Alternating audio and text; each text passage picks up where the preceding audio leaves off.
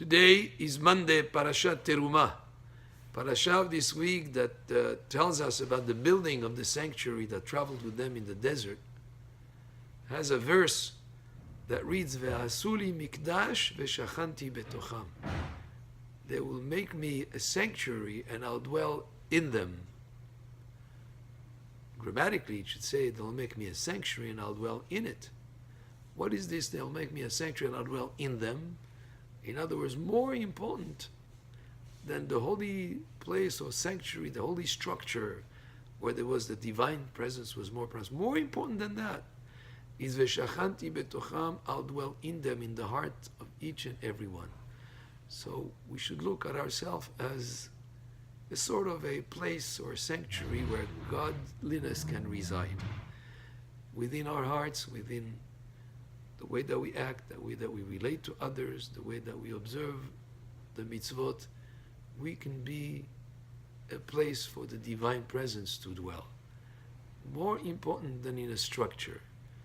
And that's an important concept to always keep in mind, that every person, every Jew has that potential to be a place for the dwelling of the divine presence.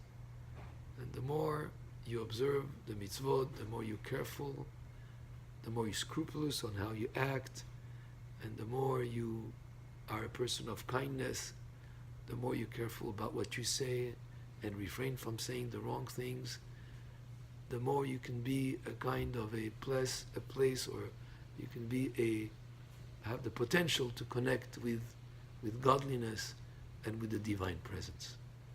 And as the parasha tells us about the various items that were in the Mishkan, in the sanctuary, the first thing that is described is the Aron, the ark where the tablets of the Torah were kept. But the measurements that are given and the structure of how it's made indicate so much how we as people should act, about how we have the potential just through the description of these vessels to be. And we'll start with the Aron. The Aron was amatayim v'chetzi orko ve'ama v'chetzi ruchbo ve'ama v'chetzi komato. The Aron, the ark, was made, the measurements were 2.5 cubits length, 1.5 cubits width, and 1.5 cubits height. Why are all the measures in halves?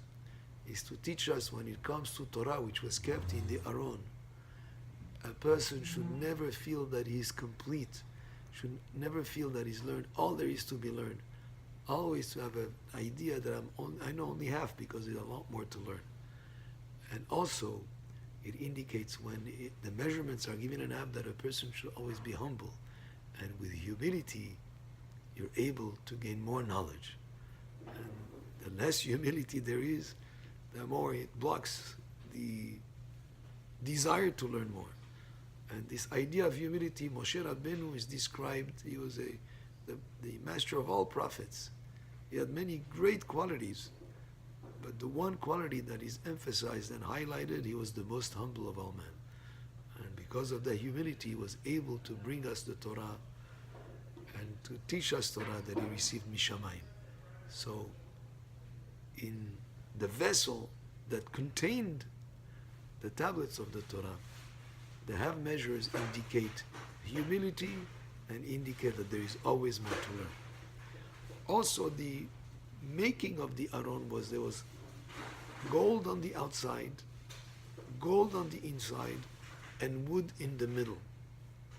Why is that? Is again to teach us that a Talmid Chacham, a student of Torah, should be tocho kebaro. He should be, his inside should be like his outside, and not echad bapeh ve'echad balev, not an outside sort of like an outside like a hypocritical type of a smile on the outside and hatred on the inside, chas v'shalom.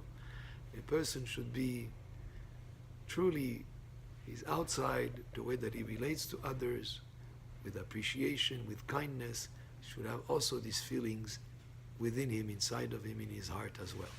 And there is more to it, but already these concepts are already important to highlight and to present, so that we understand that as we be going to be reading about the building the Mishkan, is also the building of ourselves, and that the vessels of the Mishkan and some of the ideas in the construction indicate the potential within each of us to be able to connect with divine presence and with godliness. Baruch Adonai le'olam, amen ve'amen.